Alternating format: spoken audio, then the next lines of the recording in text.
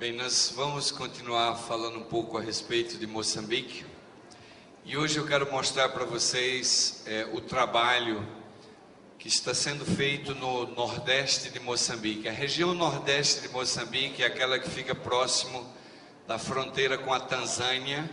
E essa é uma região predominante de muçulmanos. Essa missão nossa é a menor de todas, tem 7.000 membros. E essa missão, ela avança com muitas dificuldades, por ser exatamente uma área muçulmana, muito difícil a penetração do Evangelho. Mas existe uma organização americana chamada Gospel Outreach, e nós fizemos um pedido a eles para pagar alguns obreiros bíblicos para nós naquela região. E eles então decidiram pagar 20 obreiros bíblicos para evangelizar aquela região e penetrar lugares não penetrados. Então, o custo de cada obreiro bíblico é mais ou menos de 80 a 100 dólares por mês. E eles estão pagando 20 obreiros bíblicos que vão penetrando nas zonas rurais da região nordeste de Moçambique e vão estabelecendo a pregação do Evangelho. E eu digo a vocês, agora no mês de dezembro eu visitei o trabalho desses obreiros e eu realmente fiquei impressionado. E o que eu vou mostrar para vocês hoje é alguns slides dessa minha viagem, visitando essas igrejas que eram projetos pioneiros. Não havia adventista naquelas vilas e esses obreiros naquela região difícil penetraram o Evangelho. E hoje nós temos pequenas igrejas estabelecidas nas vilas da zona rural do nordeste de Moçambique. Primeiro eu quero mostrar uma foto dos obreiros. Eu não sei se dá para vocês ver direito aí, porque eu não vou falar nada, senão eu me comprometo. Mas vocês veem que a foto assim... Olha, e não pedi para todo mundo estar de camisa branca não, foi coincidência. Mas acho que vocês podem ver eu ali do lado, daquele lado de lá. E aí está a nossa força-tarefa de obreiros bíblicos do nordeste de Moçambique. Isso é um treinamento que eu dei para eles na cidade de Nampula. Bem, vamos ao próximo. Essa foto eu coloquei porque essa é a vila de Nacaroa e essa é a via central da vila. Então, quando vocês vão a uma vila, essas vilas é muito comum na região. É uma casa de barro com palha por cima, o telhado são de palhoças. Então, uma casa ali, outra ali. E aí tem essa pequena faixa estreita, é a estrada. Né? A estrada que passa os carros, passam pouquíssimos carros por aí, mas é a única ligação deles com o mundo civilizado. Então, mas aí é uma vila. A gente vai andando no meio do mato e de repente aparecem essas árvores e essas vilas e a estrada principal. E são muitas vilas. Para chegar aí nós andamos quase 200 quilômetros, estrada de terra. E vamos passando pelas vilas, né? Pequenas vilas. Quando a gente chegou na vila, o ponto central da vila é o poço. Porque essas vilas não têm água encanada e essas vilas não têm luz elétrica, lá no meio do mato. Né? Então a água de toda a vila é abastecida por esse poço que tem no centro da vila. Mas eu estou mostrando essa foto para uma coisa interessante. Quando eu desci do carro na vila, vocês podem ver que todo mundo está olhando para onde eu estou batendo a foto. É porque desceu os brancos. Estava eu e o americano que patrocina o Gospel Outreach e eles viram o americano e me viram. Então todo mundo se virou olhando para nós na fonte. Mas aí começaram a cantar debaixo da árvore, certo?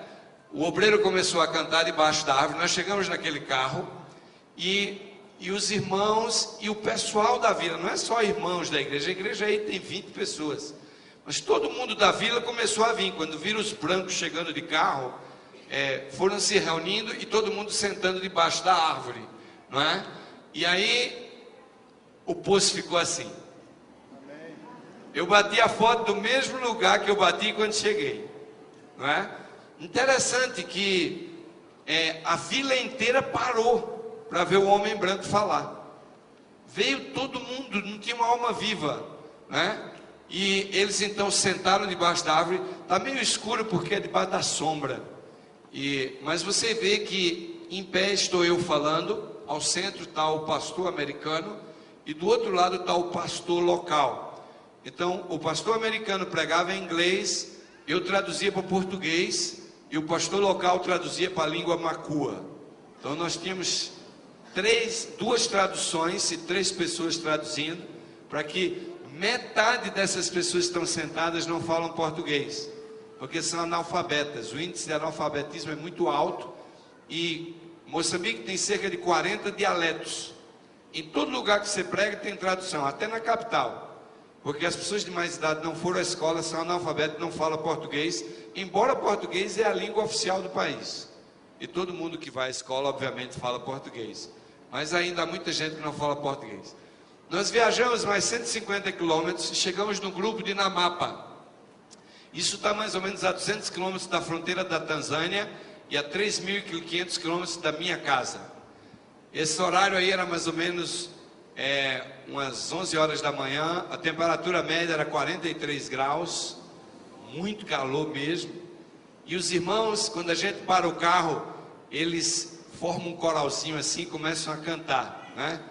E a música eles mesmos compõem e cantam em vozes, tenor, baixo, soprano, contralto. Lá não tem partitura, não tem piano, não tem nada, mas eles têm umas cordas vocais assim que o Criador botou e sai aquela harmonia, e a gente desce do carro e eles vão cantando, cercando a gente à medida que a gente vai entrando dentro da igreja. E eu nunca tinha visto aquilo, né? E depois então eu pedi para tirar uma foto com todos os irmãos na frente da igreja, certo? Agora é dentro da igreja. Vocês veem que não tem banca, só esteira no chão. Todo mundo senta no chão. E esses negócios aí por cima não é que é São João não, é que lá é a decoração mesmo. Como vem o homem branco, então eles decoram bonitinho, tudo decorado. Isso deve dar trabalho, eu não sei também, nós arrumamos esse papel para fazer. Mas é lindo, irmãos, a gente vê aquele povo simples, eles não têm água nem para tomar banho, coitados, muitos deles. E às vezes o cheiro não é tão agradável assim, mas o carinho é muito grande. E a gente vai entrando, e eles vêm e querem abraçar a gente, e a gente tem que abraçar, não é? Então a gente vai vendo aquele carinho, aquele amor pelo missionário que está chegando. É uma experiência que não dá para falar para vocês. Agora, isso aí foi um dia que tem um batismo no sábado. No sábado reuniu várias vilas. E aí quando teve o batismo era no rio. E para ir para o rio só tinha esse caminhão. Então só foi a metade da igreja ver o batismo, porque a outra metade não tinha transporte. Então o pessoal... E aí as mulheres sobem com as crianças amarradas nas costas e vai todo mundo lá em cima. E aí chega lá no batismo. Eles estavam querendo que eu batizasse. Mas quando eu vi a cor da água do rio, falei para eles que eu não podia, que era melhor os locais batizarem, porque o rio estava meio não, era todo sujo mesmo. Eu é que estava assim meio receoso, acho que eu não estava ainda preparado nem com fé suficiente para batizar nessa água aí. Mas uma hora eu vou batizar nessa água, Deus há de me ajudar. E aí, se vocês observarem, o rapaz do lado direito, ele está de calção, sem camisa. É assim, batiza todo mundo lá e o povo cantando, e quando batiza, bate palma e festeja, alegra. É realmente uma festa, o batismo é uma festa grande. E eles cantam e fazem um barulho assim, e aquilo é uma coisa incrível. Eu nunca vi um entusiasmo tão grande com o batismo como eu vi lá em Moçambique. Próximo. Agora eu quero mostrar uma coisa interessante para vocês. Isso aí é um shopping center de vilas.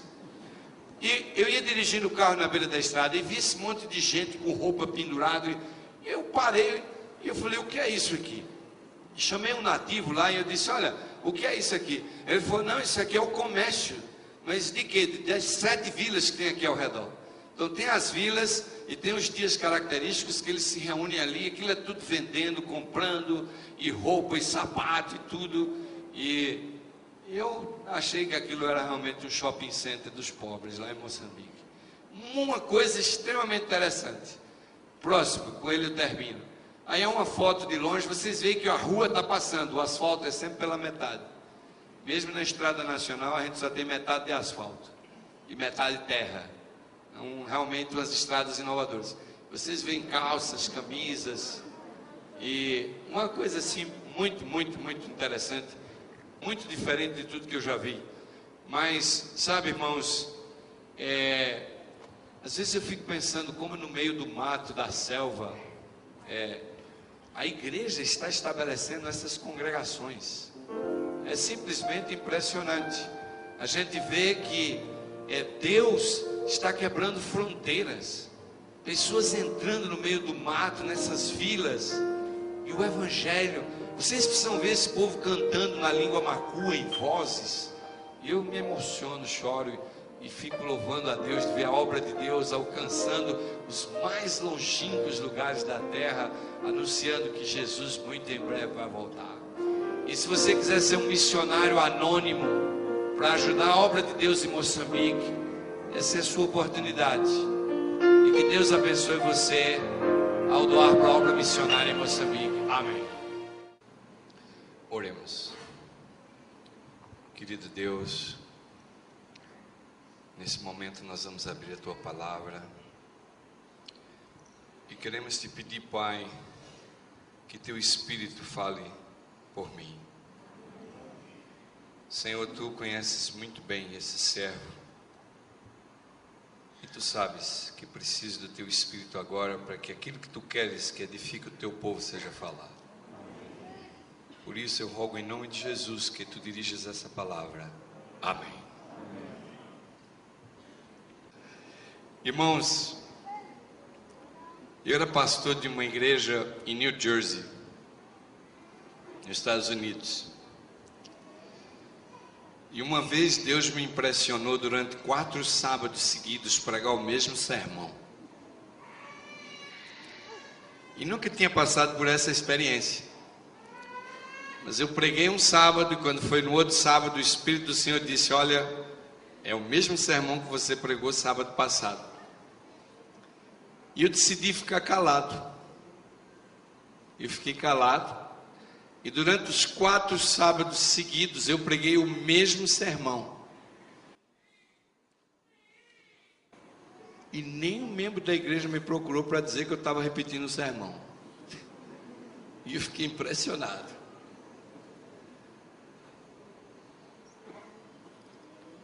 E Deus me disse também que hoje à noite eu devia pregar um sermão aqui que eu já preguei aqui. Mas eu estou dizendo que já preguei, né? Eu podia ter ficado calado. A minha esposa disse: você vai pregar o mesmo sermão que você já pregou na igreja? Você está maluco?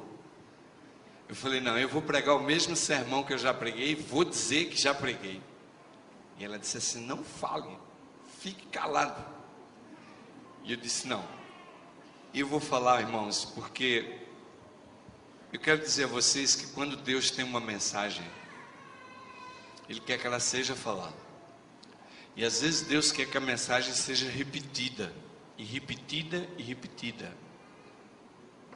E nós precisamos abrir bem os nossos ouvidos para ouvir o que Deus realmente está querendo dizer. E é por isso que eu decidi pregar a primeira mensagem angélica, porque amanhã eu vou pregar a segunda e na quarta a terceira.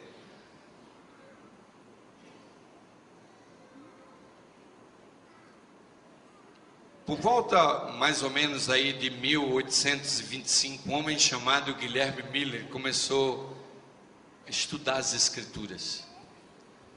Ele começou a estudar o livro de Daniel. E ele caiu num texto muito conhecido nosso, dos adventistas, que dizia assim: até 2.300 tardes e manhãs o santuário será purificado. Guilherme Miller começou a estudar essa profecia. Ele começou a entender que após as 2.300 tardes e manhãs, o santuário que seria purificado seria o planeta Terra, e Jesus voltaria em glória e majestade. E ele, como batista, começou a pesquisar e a estudar e a buscar o estudo das profecias. Estudando a profecia das 70 semanas, ele também descobriu algumas coisas, descobriu que essa profecia era tirada das 2.300 tardes e manhãs. Depois ele descobriu o plano de dia-ano dentro das Escrituras, e ele descobriu que era 2.300 anos, e ele começou a estudar, e finalmente um dia ele estava quase descobrindo quando era que Jesus ia voltar. Faltava só datar o início dos 2.300 anos. E finalmente ele foi estudando a Bíblia e chegou finalmente em Neemias, e ele finalmente descobriu o início das 2.300 tardes e manhãs. E ele fez as continhas dele, e ele descobriu então que na primavera, aliás, no outono de 1844, no outono exato de 1844, acabava as 2.300 tardes e manhãs. E ele ficou tão impressionado, isso deveria ser mais ou menos em 1835, isso significaria que dentro aí de uns 15 anos, Jesus estaria voltando. E ele ficou apavorado, ele não conseguia nem dormir de noite. E uma voz dizia para ele assim: prega essa mensagem, prega. Mas ele dizia: se eu pregar que Jesus vai voltar em 15 anos, o povo vai achar que eu estou ficando doido, eu não posso pregar. Finalmente um dia ele se ajoelhou e fez uma oração a Deus, e ele disse: Senhor, se tu queres que eu pregue essa mensagem, então que alguém venha aqui na porta da minha casa me convidar para eu pregar essa mensagem. E ele não era pregador não, ele não era ancião de igreja que pregava, não era nada, o homem era um homem simples, que ia à igreja todo domingo. E finalmente, quando ele fez essa oração, no primeiro domingo, logo cedo, bateu alguém na porta da casa dele e disse: olha, seu Guilherme, há uma igreja a 2 horas de caminhada aqui da sua casa. Eu saí de lá de madrugada para vir aqui, e ontem o pregador adoeceu. Eu não sei se adoeceu, eu não vou dizer aqui o que era, porque eu também não lembro, mas o certo era que o pregador não ia pregar, e eles me mandaram para convidar o senhor para ir pregar naquela igreja. Guilherme Miller nunca tinha recebido convite para pregar, e ele sentiu que era o chamado de Deus, e ele foi lá e pregou que Jesus ia voltar em 1844. E daí para frente os convites se multiplicaram e começou a se espalhar a notícia de que Jesus estava voltando. E meus queridos, eu vou dizer uma coisa para vocês: é simplesmente extraordinário se a gente pudesse datar o dia da volta de Jesus. Certamente um bocado de adventista ia fazer tudo que queria, ir aproveitar o mundo, e um mês antes ia se consagrar e se entregar a Jesus. Quando faltasse um mês, todo mundo ia se largar de tudo, das coisas que gosta aqui na terra. E olha, nós como igreja estamos esperando isso.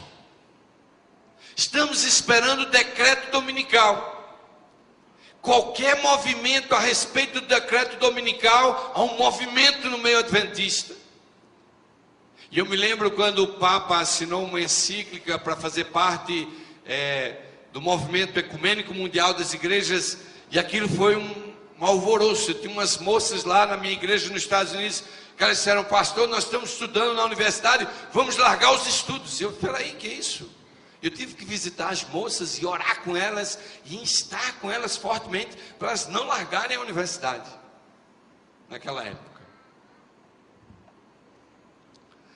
Meus queridos, nós não podemos abraçar as profecias com paixão e emocionalismo. Religião não é emoção, e religião também não é razão. Nós precisamos fazer uma fusão das duas coisas e permitir que o coração seja colocado nas mãos do nosso Pai Celestial.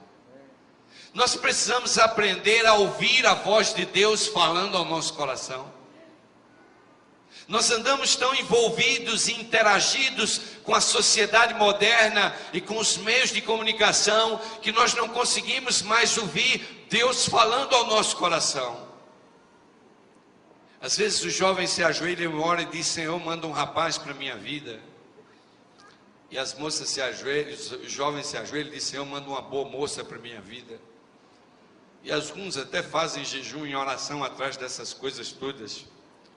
E alguns se preocupam tanto até que começam a prejudicar o seu desempenho na vida cotidiana, porque não querem ficar solteiros, não querem ficar sozinhos. Meus queridos, Deus tem um grande plano para você e está ansioso para falar ao seu coração, mas você anda muito ocupado para ouvir Deus. Você anda muito ocupado para ouvir Deus.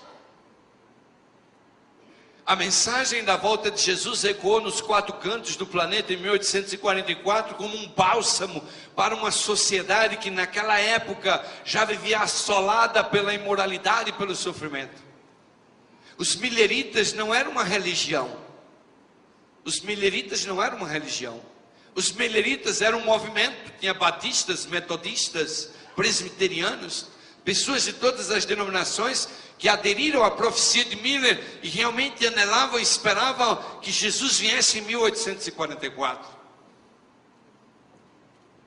Guilherme Miller nunca marcou datação para a volta de Jesus, mas ele bateu o ano, que era 1844.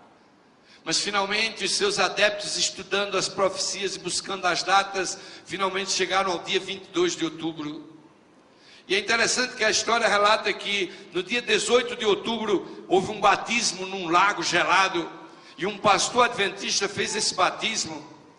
E ele, depois que saiu do batismo, no dia seguinte pegou uma doença, uma pneumonia muito forte e morreu. Uma semana antes de 22 de outubro de 1844. E a história diz que ninguém chorou no enterro dele. O enterro dele era um dia de alegria, porque eles estavam depositando o homem que daqui a 8 dias ia ressuscitar da sepultura no dia 22 de outubro de 1844. Mas ele ainda está lá na sepultura até hoje, esperando a volta gloriosa de Jesus. Eu tive o privilégio de visitar a casa de Guilherme Miller, e atrás da casa dele existe uma pedra bem grande em cima de uma montanha. A casa dele já é em cima de uma montanha.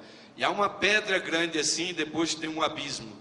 E aquela pedra realmente é impressionante. Até alguns slides que vocês veem, o povo em cima de uma pedra assim, vendo Jesus, o pintor se inspirou naquela pedra atrás da casa de Guilherme Miller. E a história diz que a casa dele ali atrás, aquela pedra estava coalhada de pessoas vestidas de branco, esperando o momento que a abóbada celeste ia irromper em majestade, e Jesus está voltando para buscar os seus escolhidos. E a noite de 22 de outubro de 1844 caiu, e Jesus não voltou. Jesus não voltou porque havia uma mensagem que a igreja de Deus haveria de pregar. Jesus não voltou porque a mensagem de Apocalipse 14, versículos 6 até 12 ainda não havia sido pregada. Jesus não voltou porque a mensagem de Apocalipse 6 e 7 ainda não havia sido pregada. E essa era a mensagem do primeiro anjo. E a Bíblia diz assim, Apocalipse 14, verso 6: E vi outro anjo voando pelo meio do céu, tendo o evangelho eterno para proclamar aos que habitam sobre a terra, e a toda nação, e tribo, e língua, e povo, dizendo em grande voz: Temei a Deus e dai-lhe glória, porque é chegada a hora do seu juízo. E adorai aquele que fez o céu, a terra, o mar e as fontes das águas. Essa mensagem ainda precisava ser pregada. Há 3 elementos básicos na primeira mensagem angélica que desafiam o povo de Deus. O primeiro é o evangelho, o segundo é a adoração, e o terceiro é o juízo. 3 elementos básicos. A igreja hoje se debate nessas 3 coisas. Primeiro, porque achamos que somos exclusivistas e que o evangelho pertence a nós. Primeiro, porque achamos que já estamos salvos dentro da igreja. Depois, porque temos sérios problemas na adoração. Alguns estão trazendo as bandas do mundo para dentro da igreja. Há uma briga dentro da igreja sobre a bateria, sobre instrumentos. Há conflitos, há debates sobre o tipo de música. A igreja se debate num conflito de adoração. E há um grave problema hoje dentro da igreja, que é o juízo, porque todo mundo quer julgar todo mundo. Porque nós olhamos um para a vida do outro e começamos a determinar quem é que está salvo, quem é que está perdido. Quando nós nos arrogamos a este tipo de juízo, nos colocamos na cadeira do Altíssimo de Deus, e esse talvez seja o grande pecado que temos hoje no meio da igreja. É as pessoas sentando no trono de Deus e pegando o cetro de juiz, julgando o seu irmão, dizendo aquele que está perdido, aquele que está salvo. A igreja de Deus tem sofrido por isso. A mensagem angélica, que deveria ser uma bênção para que a terra fosse iluminada com a glória de Deus, tem se tornado realmente um câncer para nós. E temos tido dificuldade de pregar esse evangelho eterno, que é um poder transformador. Temos tido problema de exercer uma adoração sincera a Deus, porque não sentimos a presença de Deus nesse santuário. Porque nós não chegamos à casa do Senhor para encontrar com Ele. Quantas vezes você voltou para casa e disse: o sermão hoje foi uma negação? Isso quer dizer que você entrou aqui, viu o pregador, viu a mensagem dele, viu quão ruim ele era, mas não conseguiu encontrar-se com Deus. Outros dizem assim, e isso para mim é uma grande blasfêmia: entrei vazio e saí mais vazio ainda. Pobre desse cristão que fala isso. Entra dentro da casa do Senhor, adentra os atos da casa do Senhor e não consegue ter um encontro com o Senhor da casa. Isto é uma tragédia do adventismo. Perdemos completamente o senso da reverência da casa de Deus. Perdemos o senso da santidade desse lugar. Às vezes eu admiro os católicos que deixam a igreja aberta o dia inteiro, e também há outras igrejas aí que estão seguindo esse mesmo caminho. Talvez faria bem a muitos adventistas vir à casa do Senhor todos os dias. E outro dia eu li uma reportagem que fiquei impressionado. E ainda tenho pedido a Deus que me dê o privilégio de visitar essa igreja. Diz que há uma igreja na Coreia, eu não me lembro agora do nome, mas diz que eles têm um culto às 4:30 da manhã. Todo dia, às 4:30 da manhã. E o artigo que eu li era do James Kennedy. Ele dizia o seguinte, que ele foi à Coreia para ver esse fenômeno, a igreja que tem um culto às 4:30 da manhã. E ele disse que na noite anterior caiu uma neve, uma grande neve. Depois a neve parou, as ruas estavam mais ou menos limpas, mas caiu uma chuva de madrugada depois da neve. E ele disse que pensou até que o culto ia ser cancelado, mas o motorista que ia buscar ele para levar para a igreja apareceu na porta do hotel exatamente às 4:15 da manhã. E ele ficou surpreso de que ia ter o culto, apesar da chuva que era lá fora. E ele disse que quando chegou na igreja ele ficou chocado. Havia 2.000 pessoas dentro do santuário, às 4:30 da manhã.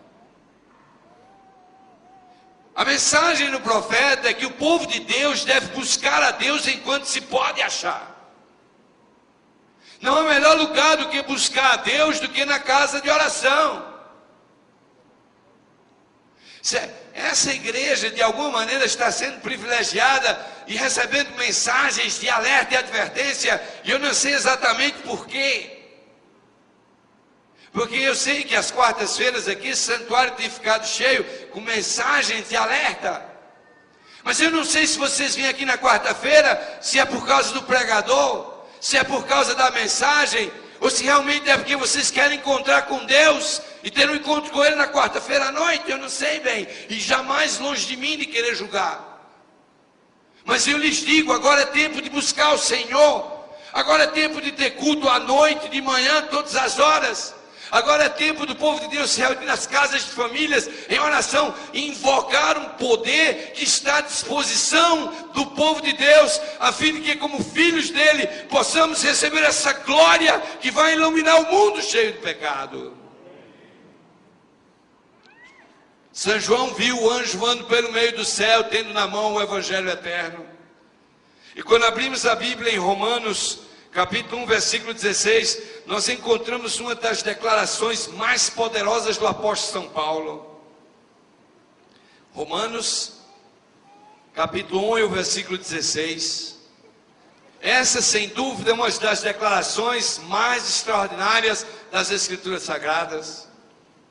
Porque Paulo diz assim: eu não me envergonho do Evangelho, pois o Evangelho é o poder de Deus para a salvação de todo aquele que crê, primeiro do judeu e também do grego, pois nele se descobre a justiça de Deus, uma justiça de fé em fé, como está escrito: o justo viverá da o quê?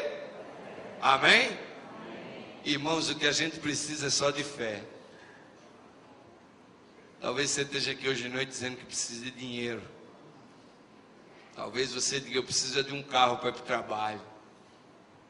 Talvez você diga assim: eu preciso de uma casa para morar, para sair do aluguel. A palavra de Deus vem para você e diz assim: meu querido, a única coisa que você precisa para viver nesse planeta e nessa terra é de fé. é de fé. E vocês sabem que quando eu falo de fé do púlpito, eu não consigo deixar de pensar num avião. Eu não consigo deixar de pensar num avião. Eu não tenho medo de avião. Morrer de avião deve ser uma morte muito boa, porque morre muito rápido. O sujeito apaga rápido. Você morre de medo, viu? Você morre de medo. O pessoal que morre de avião, não se preocupe, morre de medo. Quando vê que vai vir a morte, antes da morte chegar, todo mundo morre de medo do que vem depois. Mas eu vou dizer uma coisa para vocês. Nós entramos dentro desses aviões, sentamos naquelas poltronas, comemos, dormimos, lemos jornais. Quem aqui não gosta, né? Desse conforto.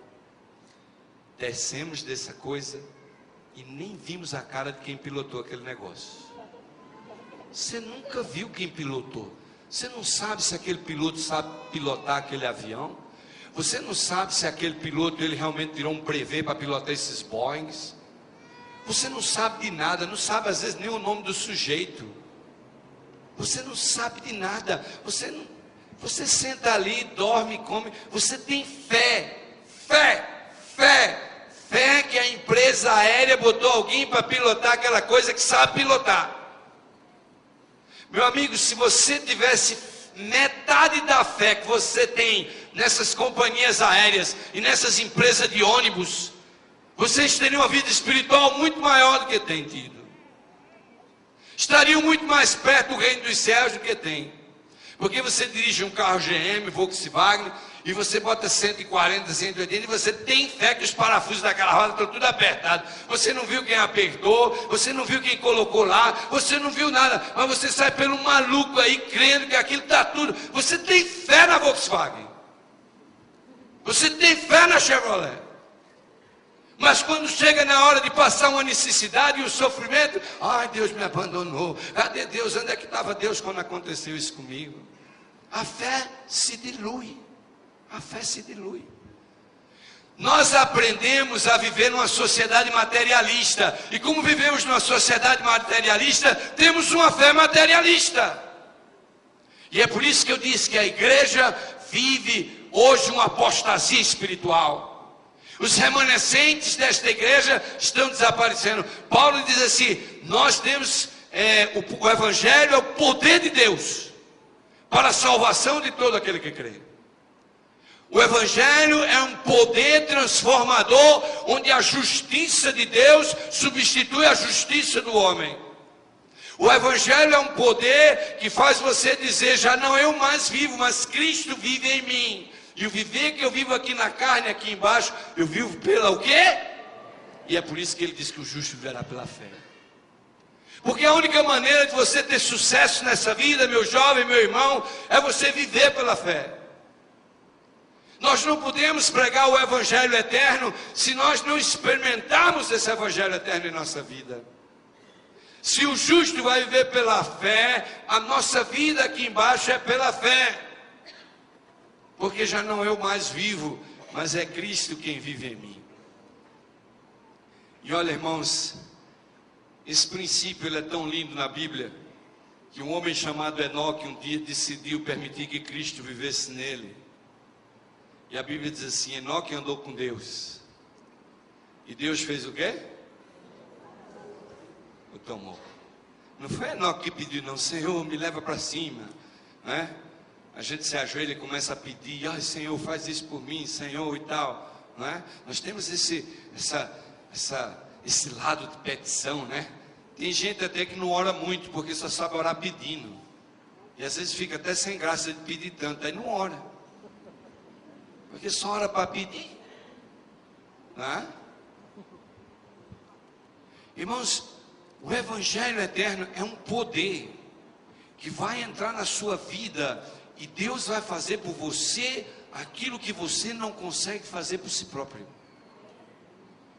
É algo simplesmente extraordinário. É algo que as pessoas que vivem ao seu redor vão notar essa transformação. As pessoas vão olhar para você e vão querer saber por que Deus está operando na tua vida e o que Deus está operando na tua vida. Porque Paulo, ele é muito claro em dizer que esse poder, ele entra na vida para salvar. Esse poder não entra na vida para fazer você exclusivista. Esse poder não entra na vida para fazer você superior. Esse poder não entra na vida para fazer você sentir melhor do que o teu vizinho. Esse poder, quando ele entra na vida, ele faz você humilde, ele faz você servo, ele faz você amar, porque esse poder transforma você para a salvação. Mas é preciso crer. É preciso crer que Deus pode fazer essa obra na sua vida. E esse evangelho tem que ser pregado a toda nação, tribo, língua e povo. Esse é o desafio de Deus para nós. É a missão dessa igreja. Eu fico pensando assim, que Guilherme Miller, Ellen White, Tiago White, aqueles milleritas, eles desceram todos à sepultura, esperando ver Jesus vindo em glória e majestade. Eles criam que Jesus viria nos seus dias. Quando lemos as epístolas de Paulo, Paulo esperava Jesus voltando também nos seus dias. Mas nós hoje não esperamos Jesus em nossos dias. Oh, Jesus, ele vai vir algum tempo aí na frente, sei lá quando. Essa semana passada alguém estava me botando no canto da parede para querer saber quando é que eu achava que Jesus ia voltar. Que alguém andou dizendo aí que Jesus voltava em 2027. Um pregador adventista que saiu pregando aí que ele não disse que Jesus ia voltar em 2027, mas os jovens que ouviram ele tudo vieram me perguntar se Jesus ia voltar em 2027. E eu falei assim, mas esse pastor falou isso no público? Ele falou, não falou isso, mas a gente ficou com tudo isso na cabeça. Eu não sei bem o que é que ele falou para todo mundo ficar pensando que Jesus vinha em 2027. Meus queridos, Jesus pode voltar para você hoje à noite. Quando você estiver voltando para casa, se você morrer, perder a vida, as oportunidades para você cessaram. A próxima vez que você abrir os olhos, vai ser na ressurreição da vida ou na ressurreição da morte. E eu me lembro de uma música que um quarteto cantava, que dizia assim, se a morte hoje vier e te levar, como estás com teu Deus? Como estás com teu Deus?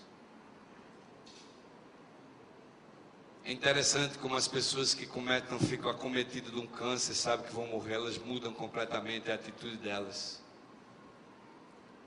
É incrível quando a gente sabe que a gente está condenado, com os dias contados, como é que a gente começa a reagir completamente, como as prioridades da vida mudam, né? Quando a gente sabe que tem alguns meses de vida.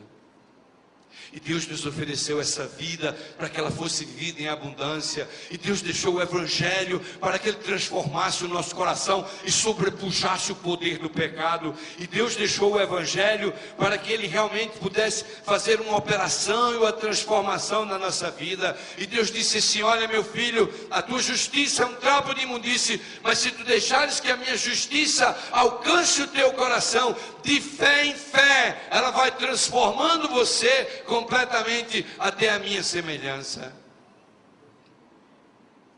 Uma criança, quando ela não cresce, imediatamente os pais levam elas ao médico.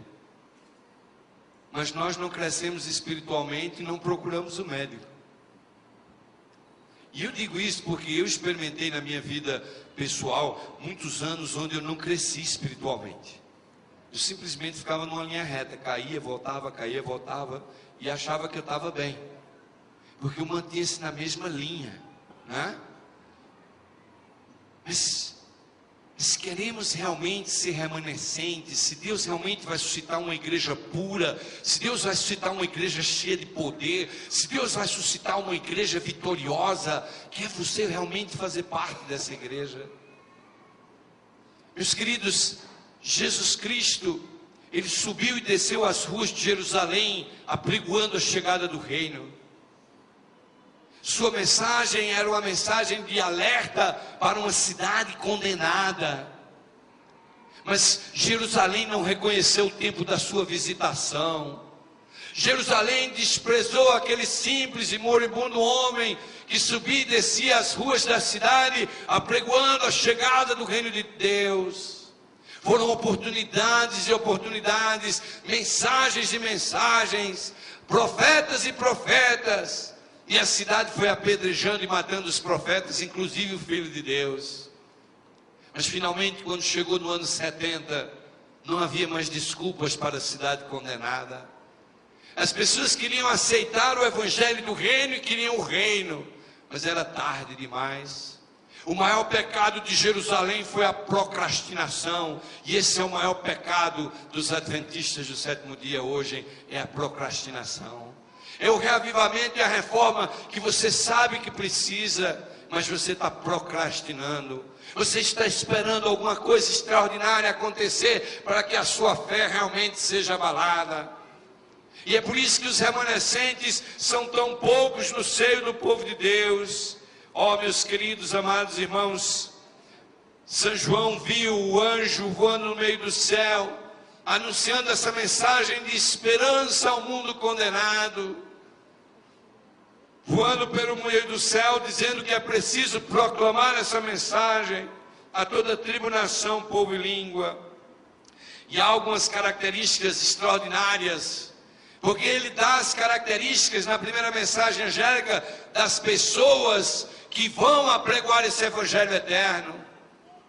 E nós encontramos aqui pelo menos 4 características, onde nós vemos essa mensagem do evangelho eterno sendo apregoada, e a primeira deles é temer a Deus. São João diz assim: temei a Deus, temei a Deus. E eu pergunto, será que você realmente teme a Deus?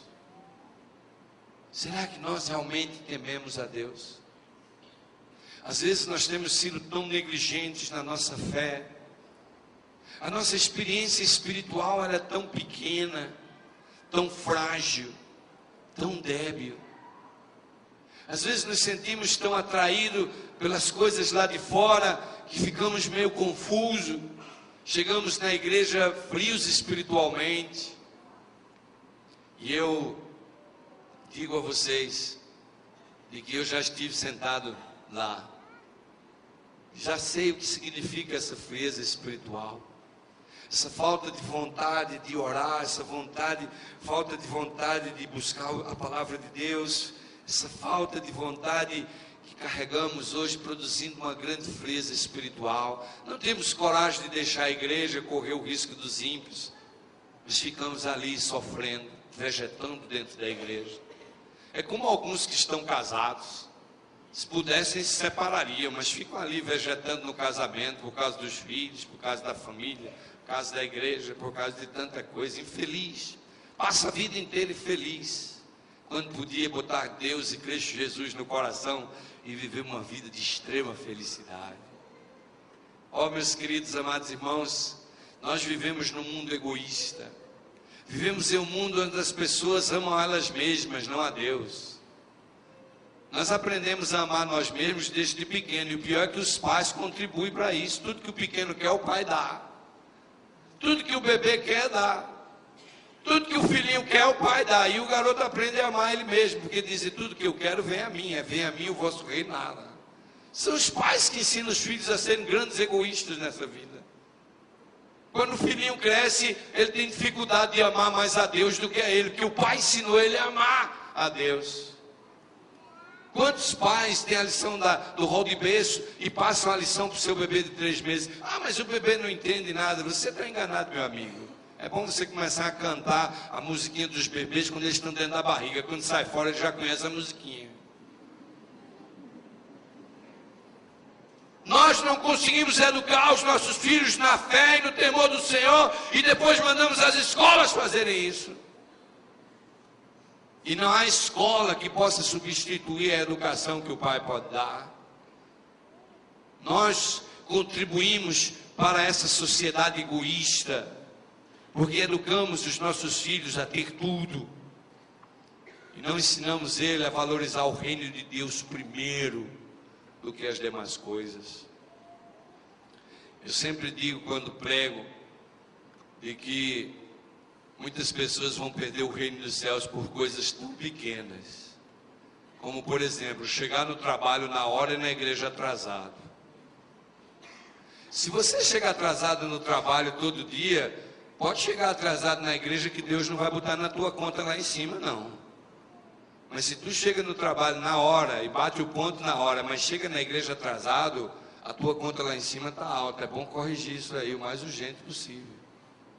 Porque Deus não vai deixar passar batido não, irmãos. Deus sabe muito bem quais são as prioridades da nossa vida. Deus, ou você bota ele no banco da frente do carro da tua vida, ou ele não está dentro do carro. Não adianta você querer botar Deus no banco de trás da tua vida, porque Deus, ou ele ocupa o assento principal do carro, ou ele não está dentro do carro. Vocês sabem que nós precisamos, quando nós tememos a Deus e somos remanescentes e pregamos o Evangelho eterno, nós temos que tomar muito cuidado, porque às vezes a gente quer ser fiel a Deus, mas somos os maiores transgressores da lei dos homens. Eu tenho uma luta terrível, porque eu já tive um ano que levei uma média de 7 multas de velocidade por ano, e um dia caçaram a minha carteira. E a minha esposa disse assim: mas que espécie de pastor você é? Você sobe lá na tribuna e vai pregando para os irmãos, para eles serem fiéis a Deus, e você é o primeiro infiel, porque você pode até obedecer à lei de Deus, mas a dos homens você está transgredindo toda hora. Mas vocês sabem, quando a mulher fala, a gente nem sempre escuta, né? É um absurdo. Até um dia que eu parei numa multa e um policial olhou e eu disse: olha, eu sou pastor, estou indo para a igreja. Ele começou a olhar para a minha cara assim, eu falei: mas o que é que foi? Ele falou: você é pastor? Sou pastor. Mas se você é pastor, está transgredindo a lei, como é que isso é possível? Eu falei assim: olha o pecador como é terrível, né? Eu olhei para ele assim e falei assim: olha, eu estou transgredindo a lei, é verdade, mas é por uma causa justa, eu estou atrasado para um estudo bíblico.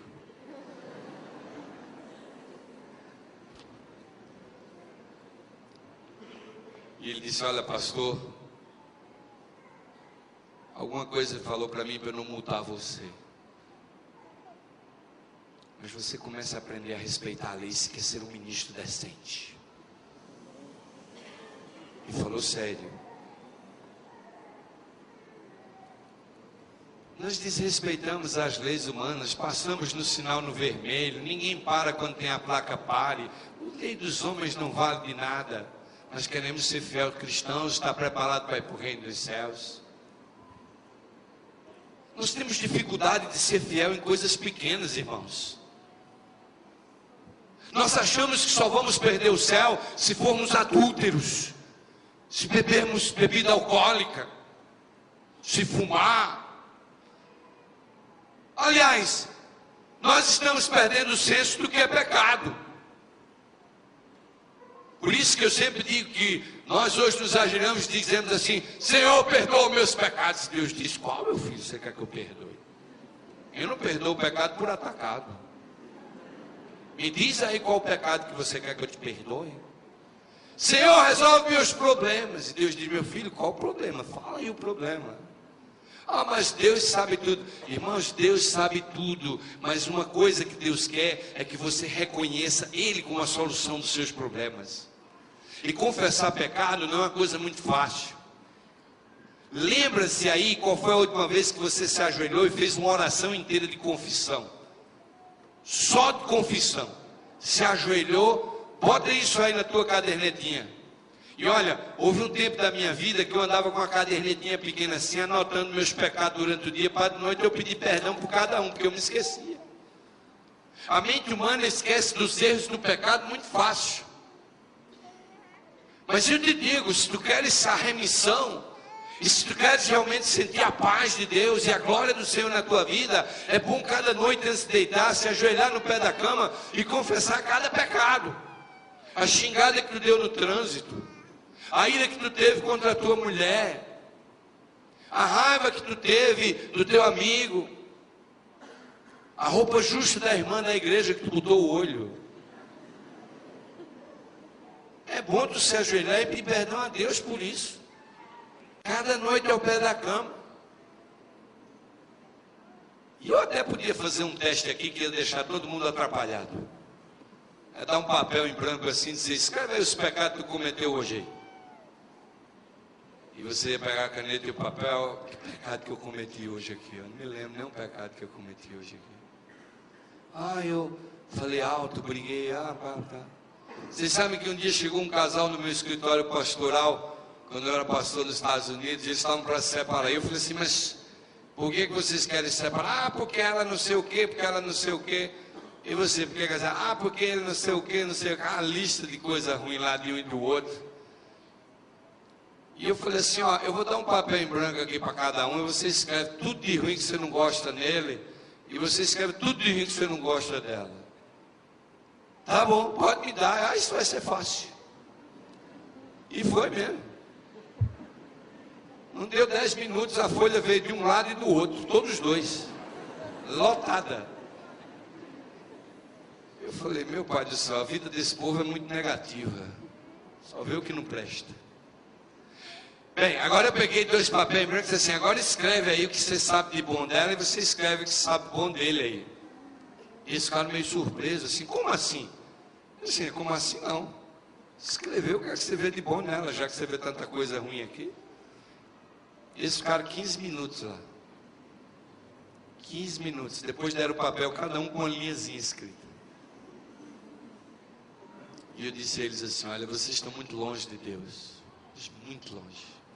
Vocês são 2 egoístas, querendo tirar proveito um do outro. Vocês não amam nem os filhos que têm. Vocês devem estar com dificuldade de amarem a si próprio. Porque quando vocês veem um casal em dificuldade, alguém está com dificuldade de amar a si próprio. O primeiro sintoma do egoísmo é a falta de amor próprio. É a falta de identidade. Há pessoas que vivem a vida querendo encontrar uma identidade. E se você está nessa situação, Cristo pode te dar uma identidade. O Apocalipse diz que quando a gente chegar lá em cima, vamos ter um novo nome. Quem não gosta do nome de Severino, pode ter outro lá em cima. Irmãos, isso é uma bênção. Um novo nome. Eu vou ter um novo nome lá em cima. Um novo corpo. Eu noto aí que alguns irmãos não gostam muito do cabelo, né? E faz chapinha, e depois pinta. E irmão cada semana aparece com o cabelo de uma cor, outros botam tudo para cima, cheio de brilhantina. Todo mundo está procurando o seu caminho para ser feliz e ficar bonito, mas para quê, meu jovem? Olha para o céu, olha para cima, olha a glória que está vindo, olha a restauração, olha o que Deus vai fazer com você. Quando Deus botar a mão em cima do teu cabelo, quando Deus botar a mão em cima do teu corpo, não tem cabeleireiro, não tem salão de beleza, não tem creme que vai produzir a beleza que Deus vai dar a ti, meu jovem. Não feche os olhos para o que é mais importante. Não feche os olhos para aquilo que realmente vai te transformar. Não feche os olhos para aquilo que realmente vai tocar o teu coração e vai fazer feliz, pleno, novo em Cristo Jesus. Nós estamos perdendo a visão espiritual que Deus nos deu e abraçando a visão temporal desse mundo. A moda invadiu os arraiais do povo do Senhor e tem corroído as entranhas da alma dos seres, dos filhos de Deus. E já não podemos mais ver a glória do eterno, porque estamos corrompidos demais com as coisas da sociedade mundana moderna. Agora é o tempo de buscar o Senhor. Agora é o tempo. A palavra de Deus diz que aqueles que são remanescentes vão temer a Deus. E vai mais além. Diz que vai ter uma vida de glória. Temer a Deus e dar-lhe o quê? Uma vida cheia de glória. Uma vida que por onde passa ilumina o caminho das pessoas que estão ao redor. Meus queridos amados irmãos, o Senhor Deus quer inundar a tua vida com a glória dele. As coisas do mundo têm nos levado a caminhos escuros. E nós muitas vezes nos sentimos desencorajados, desanimados, infelizes na nossa vida. A vida humana é muito cruel. O planeta vem se corrompendo cada vez mais. A imoralidade, o possessismo, cada dia vem aumentando, o egoísmo, a busca pelo dinheiro, a luta pela sobrevivência, a luta pela beleza. Nós nos perdemos no meio dessas coisas que o mundo tem para oferecer. E já não enxergamos mais que o Senhor quer que a nossa vida seja realmente uma vida cheia de glória. A beleza maior que você tem não está por fora. A beleza maior que você tem, ela está por dentro. Vocês sabem que eu nunca achei que tinha um nariz grande. Até um dia que um pastor foi me visitar na África e ele tirava foto de tudo. Tirava foto do pneu do carro, tirava foto do coqueiro, tirava foto do elefante, tirava foto de tudo que ele visse, batia foto dos prédios. Eu falei, esse sujeito aí deve ter uma loucura por fotografia. E eu estava dirigindo o carro, a gente ia para um acampamento, e ele é um colega meu, pastor, ia pregar no acampamento, e ele batia foto de mim no volante. E eu falei, pode bater, pelo menos agora eu estou importante aqui. Não é para o jornal, mas pode bater. Mas depois ele mandou as fotos para mim, aí é que eu vi o meu nariz de perfil assim, que eu nunca tinha visto. Eu sempre vou no espelho de frente e nunca tinha ido de lado. E aí que eu vi, falei, epa, mas esse nariz feio assim, eu nunca tinha visto um nariz meu, nariz de lado.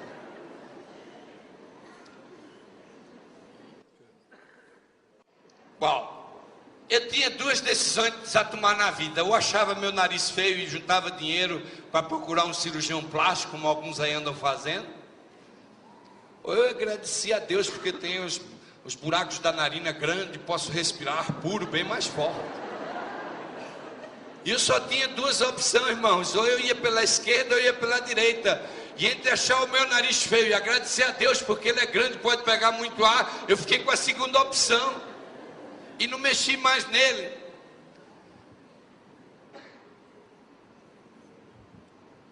E eu me sinto muito feliz assim. Nós estamos às vezes tão preocupados conosco que nos esquecemos de que temos um Deus que nos criou e nos formou, a sua imagem e... Talvez alguém chegue na frente do espelho e olhe assim e diz, mas como é que eu feio desse jeito sou a imagem e semelhança de Deus? Irmãos, Deus não vê você por fora, Deus vê o coração, amém? Amém. Eu louvo a Deus por isso. Vocês sabem que a minha esposa, ela morava aqui no IASP, quando eu conheci ela. Eu posso falar que ela não está aqui hoje, então eu posso falar.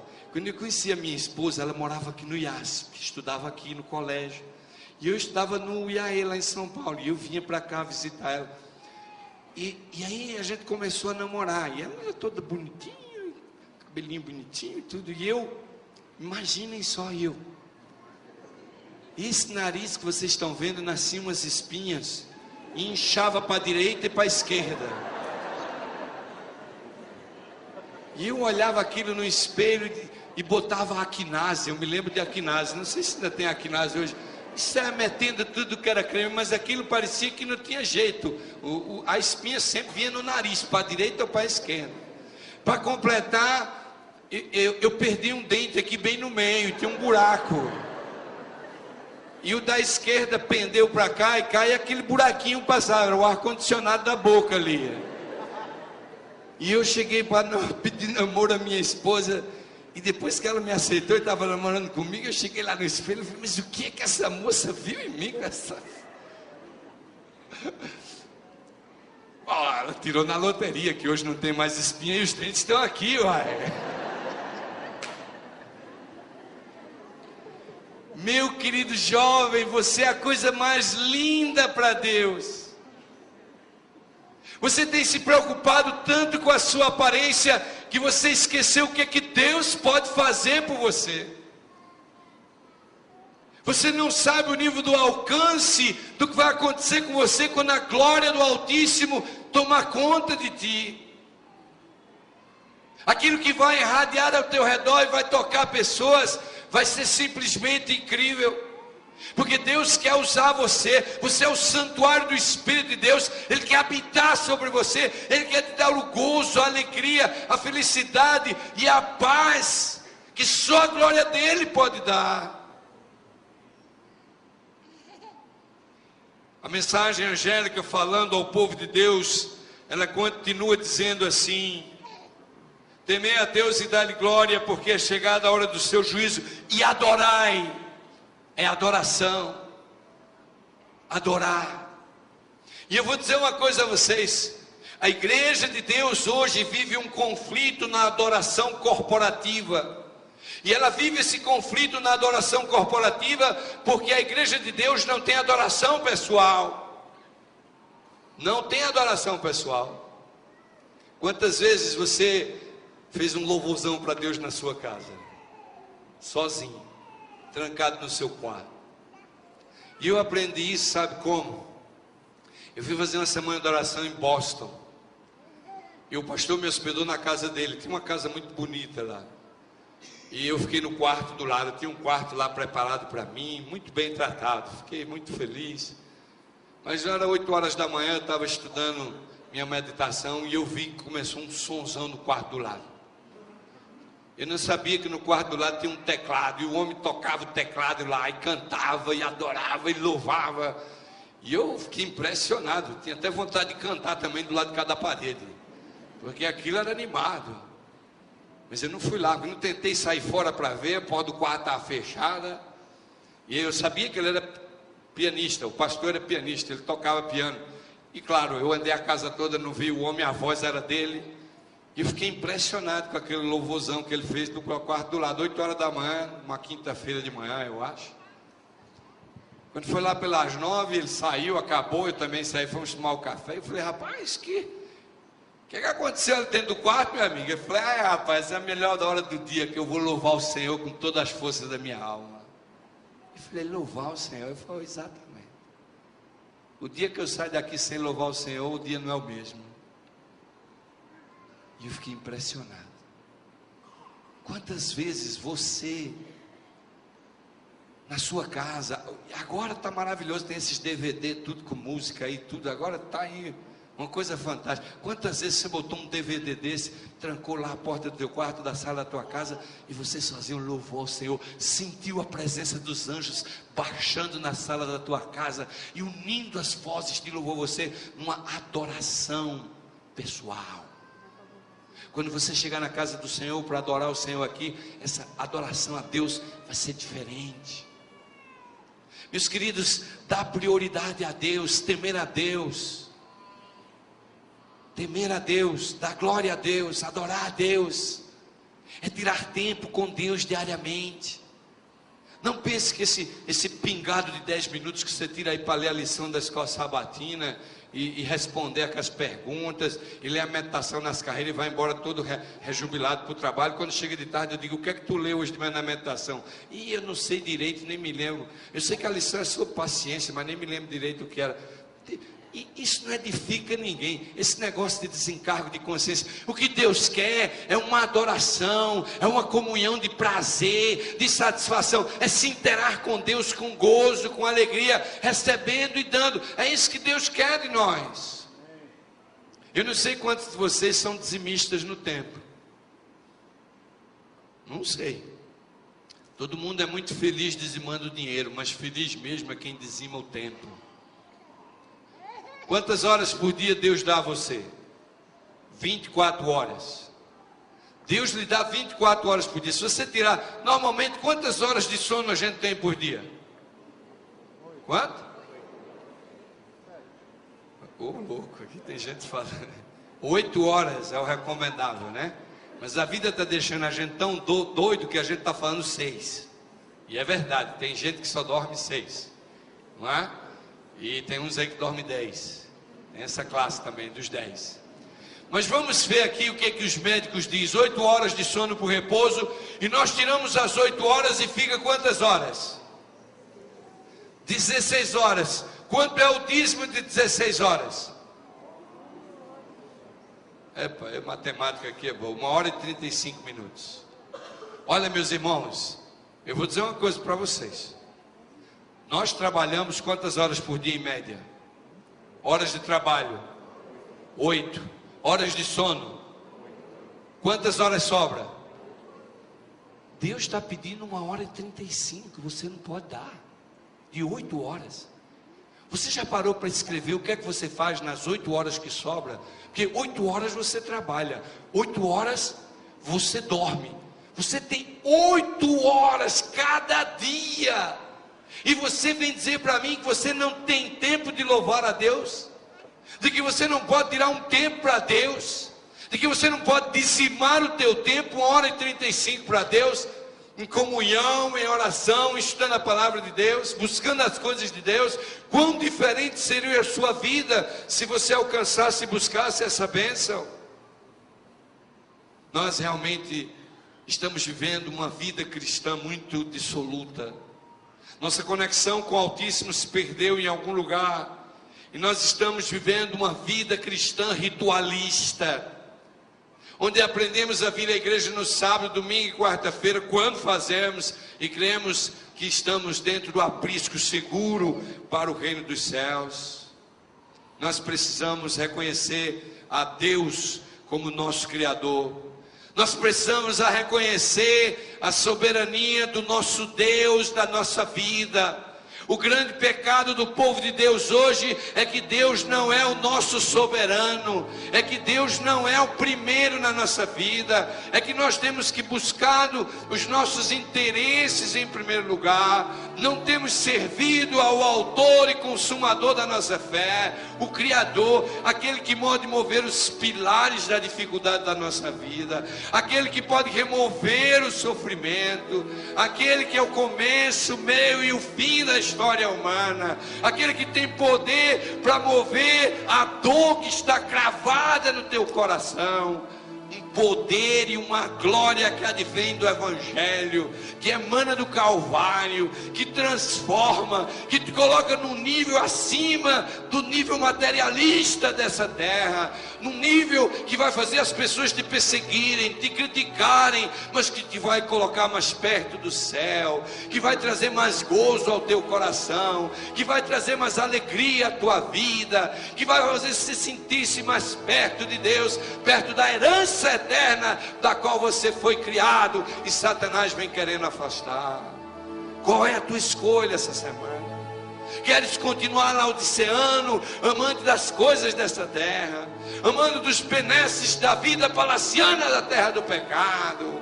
Ou realmente queres fazer um concerto com Deus, fazer uma mudança de vida, começar uma nova vida, iniciar um novo caminho e dizer: Senhor, eu quero caminhar para o alto.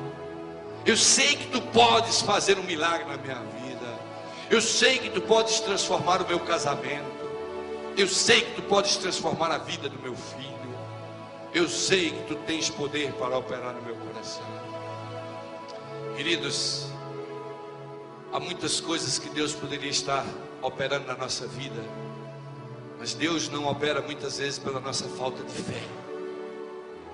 Jesus sempre, quando curava as pessoas, ele olhava para as pessoas e dizia assim: filho, vai, e seja conforme a tua o que, irmãos? A tua fé. Jesus olha para você essa noite e diz assim: meu filho, você tem problemas, dificuldades, desempregado, aflito, vai, seja conforme a tua fé. Mas de que tamanho é a tua fé? De que tamanho é a tua confiança em Deus? O desafio da pregação do Evangelho eterno está diante de nós, mas nós temos vergonha até de dizer que somos adventistas. Temos vergonha de dizer que guardamos o sábado. Temos vergonha de ser diferentes do mundo. Há um desejo do povo de Deus hoje de se identificar com o mundo, de ser igual com o mundo. E eu lhes digo essa noite: este foi o pecado e a ruína de Israel. Israel era governado por Deus, Samuel era o profeta, era a teocracia divina, era o governo de Deus. E o povo começou a olhar para os amorreus, para os cananeus, para os heteus, e eles começaram a ver que os cananeus tinham um rei. E os cananitas chegavam para eles e diziam: vocês não são nação, porque uma nação tem um rei, mas vocês não têm rei. Vocês têm esse profeta e esse juiz. E o povo começou a querer ser igual aos cananitas. O povo queria ser igual aos pagãos. E eles foram para Samuel e disseram: nós queremos um rei, porque as pessoas lá fora estão rindo da gente, porque as pessoas lá fora estão olhando para nós e dizendo que nós somos diferentes dele. Nós queremos ser igual a ele, nós queremos um rei. E Samuel disse: vocês não precisam de um rei, porque Deus é o vosso rei. E o povo disse: mas a gente não pode ver Deus, nós queremos um rei. E Deus disse: ok, eu vou dar um rei para vocês. E E a história dos reis de Israel se tornou num registro de apostasia da história do povo de Deus, por uma única e simples razão: eles queriam ser igual ao povo pagão cananita. A igreja de Deus hoje está cometendo o mesmo pecado. A igreja de Deus hoje está cometendo o mesmo erro, com um grande desejo de identificação com as coisas lá de fora.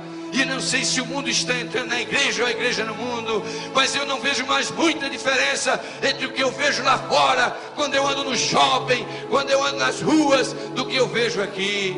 Muitas vezes eu não vejo muita diferença no comportamento e da agressividade de alguns aqui dentro, como eu vejo também lá fora. Há um desejo de querer ser igual ao mundo. Há um desejo no meio do povo de Deus de não querer ser diferente do povo lá de fora. E isso está acabando a nossa fé. E isso está destruindo a nossa relação com Deus. E nós estamos perdendo o rumo da direção da Canaã celestial. E eu lhes asseguro essa noite que há uma apostasia no meio do povo de Deus. Mas isso não é uma apostasia de princípios, não é uma apostasia de doutrina, mas é uma apostasia espiritual, onde a gente se voltou as costas a Deus, já não sentimos mais necessidade de um Salvador. A razão por que não buscamos a Deus é porque perdemos o senso do que é pecado. E por não saber o que é pecado, não nos sentimos pecadores. E quando não nos sentimos pecadores, não sentimos necessidade de um Salvador. Porque se nos sentimos pecadores, cada noite nos ajoelharíamos e confessaríamos os nossos pecados. E a cada manhã buscaríamos esse Salvador, buscando remissão para uma alma angustiada, amargurada, frustrada e depressiva pelos insucessos e as misérias que esse mundo tem colocado na nossa vida. Oh, meus amados, não pensem que eu já estou na glória, porque eu também tenho descido às profundezas do sofrimento, da frustração, da tristeza, do pecado e do erro. Mas o único lugar que eu encontrei remissão foi ao pé da cruz. O único lugar que eu encontrei remissão para a dor da alma foi nos braços de Cristo Jesus. E eu lhes digo, vale a pena ser fiel. Vale a pena ser diferente. Vale a pena exaltar o estandarte da cruz. Nessa noite, Deus está desejoso de fazer uma conexão com você. Ele quer falar fundo ao teu coração. Eu não conheço você. Eu não sei quem você é. Eu não sei qual é o teu problema. Talvez você esteja metido num grave problema matrimonial dentro de casa. Talvez você esteja tendo problemas com os teus filhos. Talvez você esteja problema no seu trabalho. Eu não preciso falar muito sobre problema, porque a nossa vida ela só é problema. Mas nós somos os filhos de Deus. A nossa vida era para ser cheia de glória. A nossa vida era para ser cheia de paz. A nossa vida era para ser cheia da certeza da salvação em Cristo Jesus. A nossa vida era para reluzir diante de um mundo maculado e manchado pelo pecado. Mas eu lhes digo, hoje é a noite da redenção.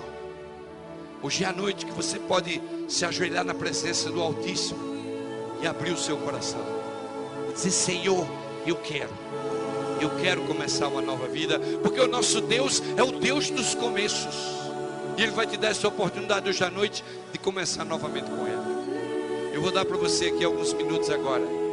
Talvez esses minutos que eu vou te dar agora vai ser os mais preciosos da tua vida inteira. E não perca essa chance. Não perca. Porque eu vou pedir para você se ajoelhar aí no seu lugar e conversar com Deus. Abrir seu coração. Falar para Ele das tuas depressões, frustrações, da tua infelicidade como adventista. E dizer: Senhor, eu quero ser um adventista feliz. Não é suficiente ser só adventista. É preciso ser adventista feliz. É preciso ser adventista remanescente. É preciso ser adventista cheio de glória. Ou a tua vida dentro da igreja foi em vão e não valeu de nada. Se você realmente quer começar novamente com Deus, enquanto esse grupo vai cantando, se ajoelhe aí no seu lugar, abra seu coração, confesse seu pecado, diga: Senhor, eu quero a tua glória, eu quero ser diferente, eu quero ser uma nova pessoa, eu quero viver a vida contigo, eu quero que a glória do Senhor resplandeça na minha vida, e a mão do Altíssimo e a paz do alto vai alcançar teu coração agora.